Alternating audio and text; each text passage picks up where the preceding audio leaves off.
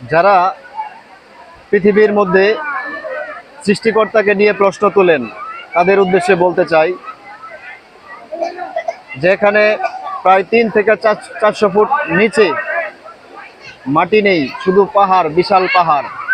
তো এই বিশাল পাহাড় কে টিকিয়ে রেখেছে? এখানে কি কোনো মানুষের হাত আছে? এখানে প্রতি প্রবহমান ঝর্ণা দ্বারা চলছে। প্রতিটা পাথর 1 ইঞ্চি পরিমাণ জায়গা থেকে লড়তেছে না। প্রতিটা পাথর প্রতিটা স্থানে শক্তিশালী হয়ে দাঁড়িয়ে আছে। এই পাথরগুলি কে রেখেছে শক্তিশালী করে?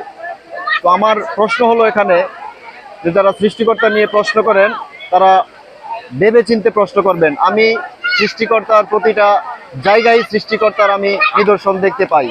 সৃষ্টিকর্তা কত শক্তিশালী প্রতিটা জায়গায় গেলেই আমি বুঝতে পারি।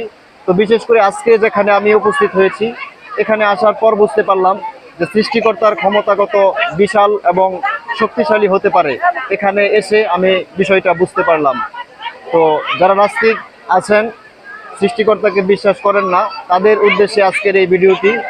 আর আজকে এই ভিডিওটি যাদের সামনে যাবে, আশা করি সকলের মাঝে ছড়িয়ে দেবেন, শেয়ার করে দেবেন, যাতে করে তাদের কাছে আমার এই প্রশ্নগুলি তুলে ধরতে পারি। ধন্যবাদ।